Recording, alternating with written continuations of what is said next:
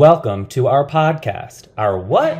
Our podcast, the Mesa Public Schools Special Education Editorial podcast. This will be like reading a newspaper, but you're not reading a newspaper because you're just listening. Listening to drop some jokes and drop some knowledge. This will be entertainment for your ears. Now, how was that for an intro? Nailed it.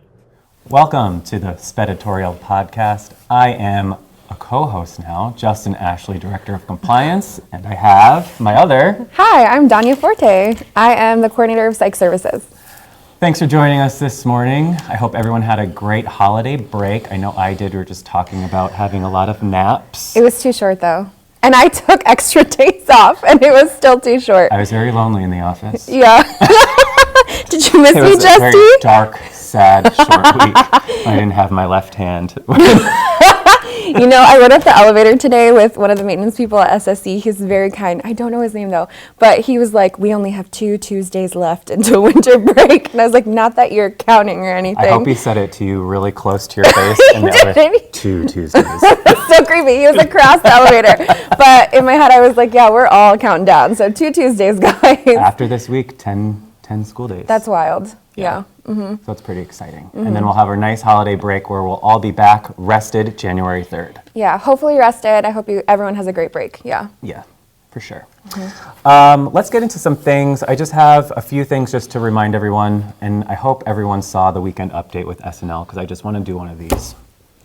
I didn't. Kristen Wiig does it. Oh, yeah. She does the... We're talking about, good impression. Yeah, we're talking about signatures again and the requirements. Okay. Yep. And I feel like we've talked about signatures and the requirements every year, multiple times a year. But I'm going to say it again, just because. Signatures, IEP signature pages, MET signature pages. Mm-hmm. We need signatures, physical ones, pen to paper signatures. Mm-hmm. The only person that doesn't have to provide a signatures if they're meeting virtually is the parent. For those, just write participated virtually. You do not have to send signature pages home. Just to clarify, that's for the attendance page. Correct. Like, so the MET front page, the IEP front page. Correct. But things like Section L and permission to evaluate. Medicaid consent. Still need wet signatures. Yes, still need wet signatures. We're having a lot of confusion with teams sending signature pages home to get the parent signature if they participated virtually. Gotcha. Again, if the team is meeting in person and the parent's virtual, just write on the signature line, participated virtually, or WebEx or whatever it is. Another thing that's kind of exciting, I want to give a shout out to Samantha Hagnes and Becky Woolley. They are an SLP and SLPA. They came up with an AAC AT Canvas course. It is amazing. That's awesome. Yeah, and each module has about a 2 to I think 8 minute video on how to incorporate AAC and AT into an IEP and where to put it and where to document. It's amazing. I don't know if it's released yet. We'll put out a news feed once it's released because it has a specific Canvas course code. I highly recommend taking the course just to get an idea of where to put those devices in an IEP if a child is using one of those things. I want to welcome some new staff members. We have Ashley Felice. She was the Synergy Help Desk. She is now the Synergy SE Support Supervisor. Congrats, Ash. Congrats, Ashley. And then we have Heidi Quarter. I'm losing her as a secretary, which is fine.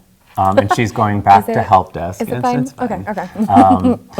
I don't necessarily need a secretary. Right. I'm going to use Monica Garcia if I need anything. But for the most part, with Heidi's role when she was my secretary, she was just still answering questions regarding Synergy process. And I determined it really wasn't needed to have her. So if you need to contact me, please just contact me directly or call the Synergy SE Help Desk. If it's something other than that, then you can call Monica Garcia. I'm sure she's smiling looking at this video right now because she's probably rolling her eyes saying, "You are not my boss."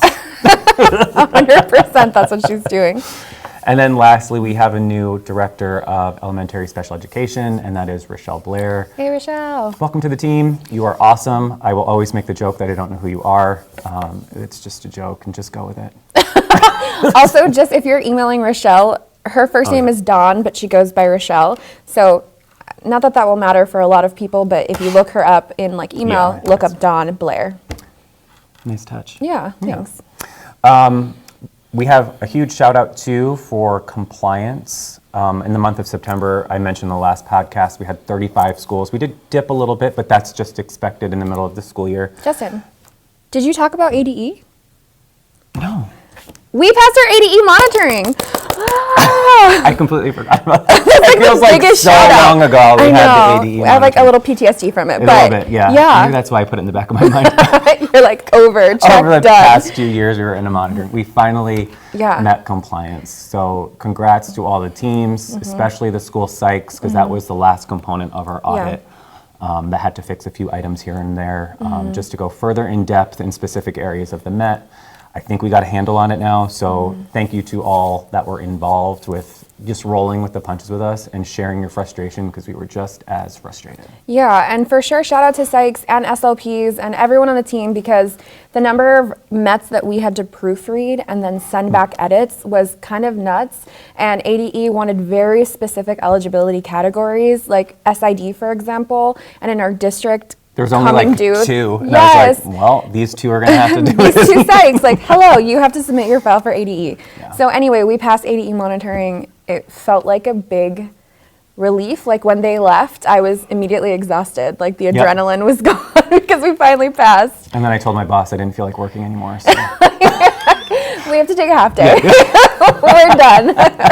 It was a lot of stress that I think we put on. It was on both of our shoulders. Yeah. And so when we passed it, we were just like, we can breathe a little. But I have to say shout out to Justin, because they asked for so many things, like things I don't even know, like SPED 72 counts and all these like files and proof that we'd done trainings. And so Justin had to go back through multiple years worth of trainings and emails and find every piece of evidence that we'd done it.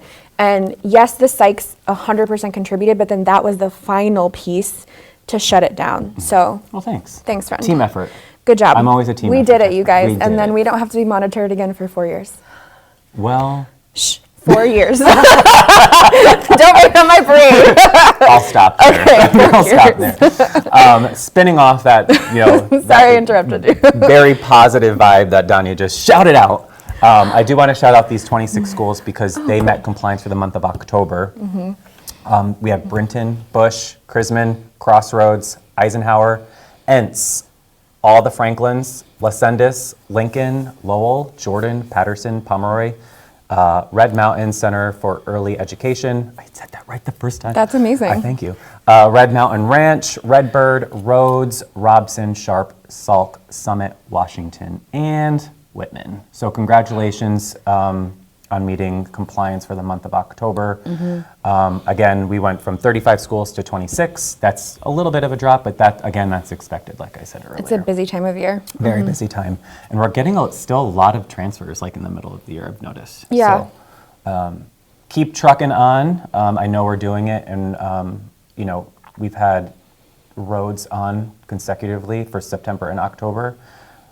Awesome job. I think that's the only junior high that's been, let me look. Yeah, on compliance. So congratulations. Congrats, Rhodes. We got some positive vibes from the last podcast that we put out. Oh. We had Deb Norris from Red Mountain. Aw, Deb. Listen, I think I was just like, I don't think any psychs answered this question last time. So Deb did. Good job, Deb. Yeah, she said, you have great taste. Schitt's Creek is the best. I love that series, and it's too bad it was taken off of Netflix. I know. But I heard that it's on like Peacock and Hulu. I just refuse to download.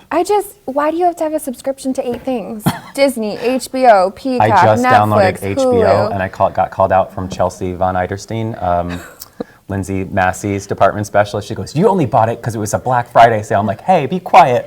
That's true. Get it on the deal. Why wouldn't you do the deal? Yeah. I already watched two movies, Don't Worry, Darling, which is weird. Like, I don't know if it's the Harry Styles Harry Styles one. and that girl, Florence Pugh. Pew, pew, pew. It was interesting. It's like almost like a Stepford Wives. Yeah. Type There was of so movie. much drama surrounding that too. Yeah. And then I watched Old, which made me feel really old. I don't know if you've ever seen that's the M. Night Shyamalan. No. Where they go to this beach and everyone just gets really old within a matter of seconds. Okay, spoiler alert. It's terrifying. It's my worst nightmare. It's my worst nightmare. I'll have to give you some recommends because we watch HBO a lot. Yes, I want some recommends. And Big Bang Theory is on HBO. Is it? Yeah. I just put The House of Dragon. Because Ken watches that, I yeah. was at Game of Thrones, so I figured I could watch that maybe over the holiday break. For sure. I'm going to write you a list. Maybe when I'm in Aruba. Just kidding. I will not be watching. Oh, by TV the way, in he's going to I'm going to Aruba. Aruba. Did you not for the hear that? holidays. See that little dig there?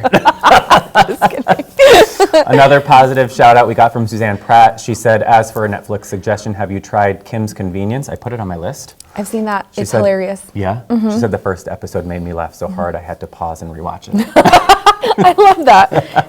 Kristen Murphy, she's part of the eval team, the Child Find eval team. I always enjoy your podcast, but having Danya there was great. Thanks. I love the interaction between the two. I know we are two peas in a pod. Yeah, we make each other laugh constantly. Or we just give each other looks. And Like, I didn't know that I did this thing where when I'm annoyed, which now everyone will know, but apparently I shut this eye. Like, I can't like do it on command. anytime I say something sideways, this is my example of Danya's face. Anytime I say something sideways to Danya and she's annoyed, she goes, That's awful. so I can always just see it and just like, you're annoyed with me. And she's like, I'm no. not. And then she's lying. Dang it, with my facial Her face expression. gave it away. Rachel Hoskins at Shepherd, she just said, I finished listening to yesterday's new podcast. I want to let you know that it was definitely better with the co-host. Oh, wow, okay. Thanks, I guys. usually laugh out loud, but this time it was more entertaining. Thank you for being informative in an innovative way. You are very welcome. Katie Copeland from Madison, she said, I saw your podcast, great as always. Netflix Rec, The Ranch. I had to get used to the overuse of the F word, but it was a good series. F word, I'm assuming she means fun. Fantastic. Fantastic. Obviously. And then Sarah Barrett, she is the coordinator of special programs. Love Sarah. I think that's what special programs. Yeah, Yes. And she said, thanks for the shout out. I'm in complete agreement that Netflix and the awful decision to take away some of your shows. Moira was my absolute favorite. She's from Schitt's Creek, if you don't know. And if you want me to do my impression of her, I am happy to do so. And I heard it, and it's quite epic. I haven't. Sarah, I need to hear it. She also said, if I haven't watched Inventing Anna, which I have, she does an amazing Anna Delvey. My husband Boys? does an incredible Anna Delvey, and he'll just launch into it sometimes. And she has this thing which is like, why are you Paul? And that's how she says it. Are you Paul? Are you Paul? So I think I might have Sarah on here, not to Yes. give any like content or context, No. but anything that we say, she just has like an Anna Delvey comment to just, Do you know that Key and Peele sketch where he's like Obama's anger translator? No. And there's this You had sketch where to- Obama's like very calm and he's like, wow, thank you for, and the guy is behind him, he's like, yeah, and he like translates his anger. I'll have to We see could that. do that with Sarah, but she just Anna Delvey's it. Yep. Or like Moira Rose's it. Sarah, I hope you have your game face ready. It's coming. That'll be a fun On one. next month's podcast. Which we have to probably do kind of soon. Oh, okay, cool. Because we only have 2 weeks, 2 Tuesdays left. 2 Tuesdays. I just want to give another reminder regarding guidance changes when it comes to the alternate assessment, ELPA. If the student qualifies for alt assessment and they're EL, we need that form K through 12. If they are not EL, we only need it 3rd through 11th. There's still some confusion with that with some of the teams. So again, if you're EL student and they qualify for alt assessment, kindergarten through 12th, we need that form submitted every single year. If it's not an EL student, 3rd through 11th, the same guidance as before. We still submit it 3rd through 11th grade. Good Now I have reminder. some questions for you Okay. when it comes to some guidance, kind of one regarding law and then 2 regarding process. Okay. So the first one, let's talk about the suspension law. I don't remember the law number or what, Neither do I. HB, SB, something, but let's talk about suspensions. Sure. What's the deal with that? So the law says that you're not supposed to suspend students K through 4. There are some caveats to that, some exceptions, but the student has to be a minimum of age 7. And then you can suspend if certain things are met. Things like if they bring a deadly weapon, if they're an immediate threat to other people's safety. There are a couple of other ones. Maybe we can link it in our like sped blast or something. Put it in the newsletter. In the newsletter. But specifically, this is coming up because we've had a lot of suspensions recently of like kindergartners and first graders, and that's directly against Arizona law. You can't suspend anybody below the age of 7. So that meets like kindergartners are 5, 6 maybe at the end of the year, and first graders for sure fall below that. And so that's been a recurring issue. if you are going to suspend someone between like 7 and I think the cutoff is 10, it has to meet those specific like criteria before you can suspend them. I also just want to put out there, I know people know this, but just as a reminder, if there's a student, let's say, that's having a hard day and the team is like, let's call their parent and give them the option of either picking them up or having them stay here with the risk of getting suspended. If a parent is coming at the team's advice to come pick up a student, that is considered a suspension. So in terms, why this is important, in terms of MDRs, manifestation determinations, that sets the clock. If they're being suspended off of your campus and they're not receiving their SPED minutes, that's counting against that total for a manifestation determination. So we just want to put it out there. Those really little kids in particular, we shouldn't be suspending them. And then if we're doing things like asking parents to come pick them up, you should be counting those days and logging them in Synergy. I was just going to say that log. So if you are noticing that's happening on your campus, if you have a great relationship with your principal, we all should, I would definitely just maybe mention it to them just a little bit, and if they have questions, they'll probably reach out to Danya, myself, or maybe their area director just on next steps. But if you can put that message out, that would be helpful and amazing for us. And principals should have received that. I put this message out at our psych meeting 2 weeks ago, and I was asked if principals had received that. The answer is yes. I think were told at the beginning of the year, but more recently reiterated because it's come to light that, you know, some things are going on that maybe people just weren't aware of. And so we want to make sure everyone's on the same page. Thanks. Yeah. Next one. This is a doozy. Okay. Because we're seeing a lot of issues when it comes to related service providers attending meetings or having ample time to conduct testing before the MET meeting. So can we talk about the OT and PT involvement and like what's considered best practice? Sure. So first of all, I want to give a shout out to OTs and PTs because they're spread very thin and they do a really good job at what, you know, at their work. When I was at Lincoln, shout out Cougars, sorry again. They're going to hate me now. My OT had 7 schools.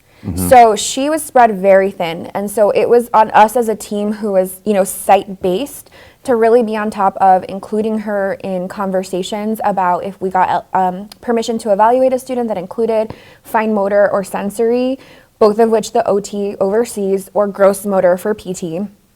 I would email immediately. Sometimes I'd forget and I'd do it like 3 days later, but as soon as you get permission, we really want to make sure to let our colleagues know so that they can build it into their schedule. Because if you think about it, if you have 7 schools and you're responsible for testing all of the initials or the reevaluations, that's a lot to keep track of. And we want to give them as much of the 60 days as possible, if not the full 60 days, so that they can make sure to get their job done. I want to preface this by saying sometimes I know it's out of our control. Like sometimes you're calling a parent for weeks and weeks on end and you don't get them in until 3 weeks before the MET is due. That's a really quick turnaround and might not be possible for OTs and PTs. So I would recommend not putting it on the permission unless you've had an explicit conversation with your OT or PT that's like, what would that even be, like a quick conversation with them, that's feasible for them to accomplish. Another thing that's been happening is that if consent is obtained and fine motor or sensory are put on the consent form and then the OT is never informed and then they're invited to a MET and then asked to explain what's going on with sensory, that's not appropriate, and that's really hard for an OT to walk into a situation and then be put in a situation where in front of a parent they're saying, well, I didn't do this, I wasn't told. I wasn't aware. So that makes the whole team look bad. So I just want to say, I don't think any of this is purposeful. I think that it's a busy time of year, and it's been harder and harder recently to get parents to attend the first time you schedule a meeting. So all of that is understood, but let's just be cognizant of our OTs and PTs who have a lot of schools that they're covering and are doing their best. So that's really what the guidance is. I agree. Yeah. Yeah. You want to get into the questions? Sure. Thanks for that, by the way. For sure. I'm sure Cindy will appreciate it. Shout out to Cindy. And the OTs and PTs. Cindy's amazing. Yeah. I love Cindy. Me too. And I've always loved my OTs, so yeah, they're awesome. So we had some questions come in, some IEP based, and then we have some that are more MET-based? psych based. Okay. The first question had to do with progress reports. If the student has an IEP within 10 days of the progress report, do we fill out the progress report or do we wait until the next progress reporting period? I don't really know where the 10-day thing came from, but if a student has an IEP and then the next day the progress reporting period is due, like so if we talked about the last one, which was September 30th. So if you had an IEP due September 29th, you have to do a progress report for September 30th. Even if you have an IEP on September 30th, you have to do a progress report for September 30th. What you'll do is you'll put that baseline data from the goals and you'll put it into the progress report, and then you'll need progress, you'll need the data, and then you'll need comments. All three have to be on the progress report. Go ahead. I was going to say, can you put like new goal progress data not collected? No. Oh. You can't use new goal. You can't say no data collected. You can't say anything like that. It has to be related to the data that you collected for your baseline data for your goal. So you could start it off with, this is a new goal. This is where the student's currently at. So it just has you have to have a comment related to the data that you took. So it just all has to be aligned together. I'm still seeing progress reports that don't have comments. We have that progress report query that we started pulling, and if you don't have progress, the baseline data, or data in general, or the comments, it's going to say no, you didn't complete it. So please make sure you're doing all three, because if ADE was to review the progress reports, which they won't for another few years, but when they do, if they see a blank, that's automatically out of compliance because you're not reporting accurately on the student. Yeah. So I hope we got that. If you have questions on progress reports, again, email me and I'll be happy to dive into that with you. Next question, can you explain the dates of the PWN and the IEP? I keep getting emails regarding these errors. So yes, the date that you open the PWN and the date of the IEP have to match. They have to be the same exact. If you open the PWN before the IEP, that could be considered predetermination. If you open the PWN after the IEP, you've already stated the implementation would begin on this date, but you're opening it after. They have to match. So if you have an IEP today, the IEP date would be 11/29. The date of the PWN should also be 11/29. And that's the same with the MET. So your PWN of eligibility determination should match or align with the day that you held the MET. Oh, perfect. I didn't. Right? Yeah. Like spiraled. Yeah. Nice. I like that. And then your implementation, just a reminder, your services in the IEP have to match the implementation in the PWN. Okay. So there's multiple dates you have to connect. So if you're getting emails that dates aren't matching, that's why. So can I clarify that? Yes, you may. So the date at the top of the PWN, right, which is the date that you write it, should match the IEP date. Yep. But then the date at the bottom, which is when this decision will be implemented, should match when you put in the IEP that the services will begin. Correct. Okay. Yep. And those can be different. Yes. Okay. Those can be different. Those can be different. Okay. And then there's also some questions, just to spiral again, when there's like a least restrictive continuum of service, so if we're going more restrictive or less restrictive, Right. parents might need more time to, one, maybe review a program at a school, or just need time to sit on the decision that the team made. So we might have to push the services out just a little bit. Typically what we do is we'll hold, if we had an IEP meeting today, services would start tomorrow. But if a parent needs more time to sit and marinate, if you will, in the decision that was made by the team, we might have to push that service date out just a little bit. So like Friday? Till Friday. Okay. It could be, we have a max of 10 days, but those are really for those placements that might be a shocker to teams, Right. like going from a resource all the way to like a level D type of Right, situation. So just be cognizant of that and understand where parents are coming from, that they might need time to sit on that decision for a little bit. And communication is key, so make sure you're communicating and documenting it where it needs to be, specifically the student contact log, if you're in one of those situations. Yeah. Excusal forms. When do I need to fill out an excusal form? Excusal forms, one, is found on ad hoc. You have to fill that out if a team member is unable to attend the meeting and get it signed and approved by the parent beforehand. And then also if a team member leaves the meeting earlier with parent permission. If the parent does not grant us permission to continue with that person leaving, we have to stop the meeting because that parent might want all of those participants there. I have another clarifying question. Yes. So that doesn't apply to the 5 people who need to be there, though, for it to occur. It's like related service providers, like if an SLP or OT or PT have to step out. They still should fill out the excusal For form. sure, Yeah. but Oh, you're talking about like the IDEA required? right, like the meeting can't continue if the gen ed teacher is like, I have to leave 5 minutes into the meeting. Correct. Okay. So yeah, Just we wanted to need clarify. one participant to stay there. Now, it could go in a way, which we've seen, that the parent wants multiple general education teachers to stay Right. there, especially when you're getting into that secondary area. We have to abide by what they want because they might have specific questions that need to be documented in the IEP per your subject area. Right. So if that's the case, we might have to reschedule that. And it is okay if it goes out of compliance because the parents being a willing participant in the IEP meeting, They're initiating that. they're initiating that. Yeah. So all we have to do is if we're going out of compliance, I've said this multiple times too, just document it in the PWN. If it's a MET type of meeting, it could be any of the PWNs. If it's an IEP that's going out of compliance, it's obviously going to be the PWN notice of IEP. And then just let Justin know if you're going out of compliance. Yep, because when you communicate that with me, then I won't email you. And then there are small chances that I will forget, but just be like, hey, remember this? And I'm like, oh yeah, I do remember that. So Yeah. then I just note it in my compliance report. So I appreciate that the most. Yeah. Now we're getting into questions for you. Okay. So this has been a big topic this year. I'm not sure where it's coming from, but I know you've jumped in. Can we deny enrollment at a student I'm sorry, let me rephrase. Can we deny enrollment at a school if the student has an IEP we cannot implement at that specific school site? No, bold, caps lock, underline, exclamation mark, no. So here's the thing about that. Let's say that a student transfers into your school. I'm just going to pick Edison because that's what came to mind. And at Edison, they don't have the specific programming written into that student's IEP. Maybe it's a level C for like an autism type program, and that's not found at Edison, okay?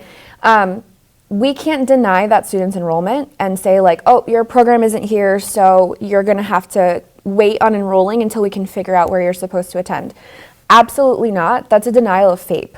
So, which is illegal, just as a reminder. I felt myself close my eyes just then. I hope it's documented on this video. No. Now I'm like toothpicks. Like, okay, anyway. That's a denial of FAPE. So the procedure is you say to the parent, we can enroll you and we're going to enroll you. However, it doesn't look like we have your program on our campus. So here are your options. You can bring your student to campus and we will do our absolute best to meet their IEP minutes until the point at which they're placed in the appropriate program. Or if you don't feel comfortable with that, you may keep them at home and call them out until a placement is made. We will do our absolute best to place them as quickly as possible so that if you choose to keep them home, they're not missing, an unreasonable amount of days of school, because we don't want to do that. That's a denial of FAPE.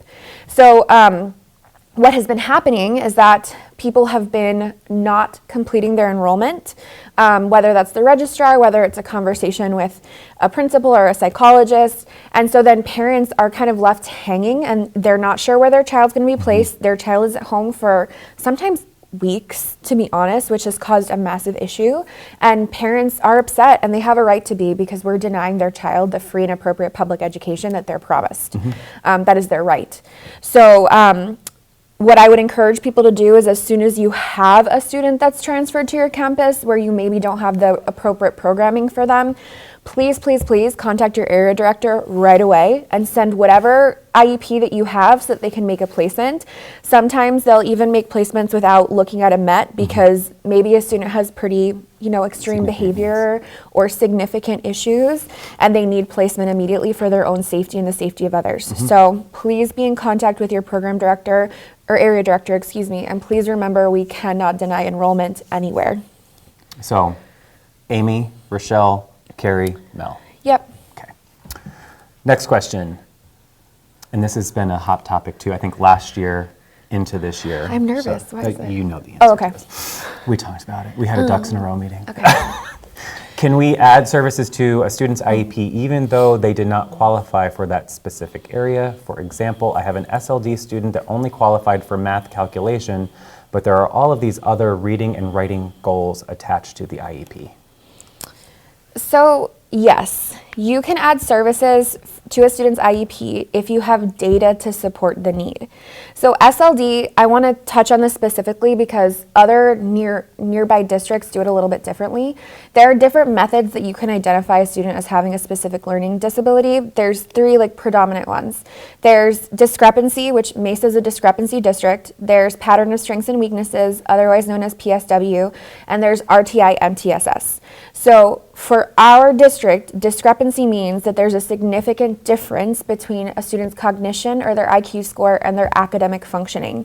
This isn't a number that we make up. It's found in a regression table. And so dependent on their IQ, which I'm going to throw out random numbers that might not be exact, but let's say I have an IQ of 97, what would be considered a significant weakness or difference, would maybe be 76. And so they'd need a score of 76 in at least one academic area to qualify as having a specific learning disability. So maybe they only qualify for reading fluency, but we know that, that wouldn't make sense. Let's say reading comprehension. Okay. And then their fluency missed it by 2 points, but they're still significantly below average in fluency. And fluency is a foundational skill for comprehension. So the team can justify it because if a student isn't fluently reading, they're going to spend so much cognitive energy on breaking down words that they're not comprehending what they're reading. So it's kind of a foundational piece to that comprehension. What if you're talking about math calc? That's a great question. You just have to have data. Okay. And it doesn't need to be just the WJ or one of our academic achievement assessments. It can be classroom-based data, but it's not I think he needs support in this. It's he's not doing well on all of our tests. When we look at the classroom-based data, day-to-day worksheets, homework, quizzes, he's consistently performing well below average even with intervention in the classroom. Would you suggest having them go through an MTSS type of process to have those services added on? Maybe. Most of our students do go through that. Okay. In an ideal world, let me rephrase. In an ideal world, most of our students go through that before they're referred. And really the guidance for MTSS has been that if you're referring a student, you're intervening in every subject area that they have difficulty. So it's not I'm going to do intervention for reading and get them tested, and then, by the way, I also have concerns for math and writing. Got it. We really need to be doing intervention for all those subject areas because otherwise how can you say that they're not responding to intervention and likely have a disability? That's fair. Yeah. So I had a teacher say this to me one time, and I really liked it, but I'm going to preface it by there's a caveat to it. Special education is like Disney World. Once you have a ticket, you can ride all the rides. So once you have an eligibility, if you show a need that's proven by data, you can access a lot of services, but there has to be data to support it. So, long story short. Wow, I talked so much. Everyone's probably loop in your school psychologist before making that decision to show your ample data, because it shouldn't just be one data point either, because I've heard that too. I took this data point and this is what they got. Well, maybe the kid had a bad day. Right. You need to have at least 6 to 9 weeks of intervention or data to support that reason. Once you have that, then you should go to your school psych just to get their thoughts. They're trained in a lot of these processes, MTSS, RTI, whatever you want to call it, and they'll be able to guide you and the team in that direction. Now, they don't have to be at the IEP meeting, but they can help you determine what services would be appropriate for a specific child. Yeah, and I just want to preface this by saying too, we take an abundance of caution when finding students eligible and offering services because we're removing them from the gen ed classroom. So research has shown that in gen ed, that's the best place for students to be, and that we should restrict them from the gen ed classroom as minimal as possible as long as they're meeting their LRE. So yes, if a student needs it, we should absolutely be providing them services. We just want to make sure we're making the right decision. Perfect. That's it with the questions. Okay. So our question that we had last time that we put out to the field and they were supposed to answer was, and I know you know this, do I have to include a special education area director in revocation of services discussion? Yes. You have to. You have to loop them in so that they can explain to the parent what that actually means. I don't know if all teams are doing that, like case managers. I don't know if you're actually explaining what revocation of services are, but that's an area director conversation to have with the parent so that they know their next steps. Because once we revoke, they have to start the process all over again if they want their child to have specialized services. Yeah. So We only had 5. I think I said 8, the 8th person, but the last person was Courtney Porter. She's our winner. She's the site lead at Mountain View. You got this answer right, so congratulations, Courtney. Congrats, Expect Courtney. a little gift in your mailbox probably next week. But the other participants that had answered, and I'm going to butcher this name, so I apologize in advance, is Teresa Domralski. I think she's an SLP. Okay. She had it right. Suzanne Pratt, Brenda Hook, and Casey Blount. And Casey Blount, she had a nice little thing, and she said, above my pay grade, which was our perfect response. It made me chuckle. Casey Blount was one of our psychs. That's hilarious. So congratulations, Courtney. Again, job. you'll be getting that little gift in your mailbox probably next week. Our next question has been a hot topic as of recent, just because we're going through a nursing audit when it comes to Medicaid For Medicaid services. billing. Yeah, Medicaid billing, excuse me. So I'm going to put this question out there because it's everywhere, and we need to, I believe, reach a 98%, and I think we're at like a 68% right now, gosh. so we're not doing hot. I don't know what happens if we don't meet the percentage. I hope we don't lose the ability to bill for Medicaid. That would be awful. Which would be awful because we get like millions of dollars in Yeah, Medicaid funding. Medicaid billing funds a lot of It's things. huge. So here's your question for next time. So I'm just going to say the third person in my inbox that has it correct will get the next prize. But the question is, does a nurse need to be at every single IEP meeting? Second part, when should a nurse be invited? That's your Okay. question. And it's a two-parter. Two-parter. Third person in my inbox that has both of those answered correctly will receive one, a shout out on the podcast, and then like a small token of my appreciation, our appreciation for Yeah. listening to the podcast. Okay. So that's it. I think we talked a really long time. Our We listeners are did. going to love this. Yeah, I think they I just got us off love topic a hearing couple the times. sound of our voice and Danya's eyes shutting when she gets annoyed. Yeah, I can't like, get on as a command.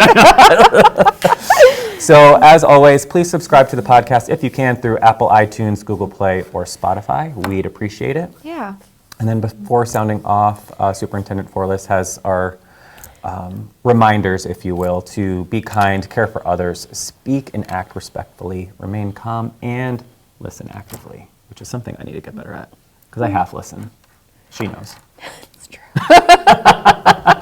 We'll see you in December. 2 Tuesdays, guys. 2 Tuesdays. Bye, guys. 2 Tuesdays. 2 Tuesdays.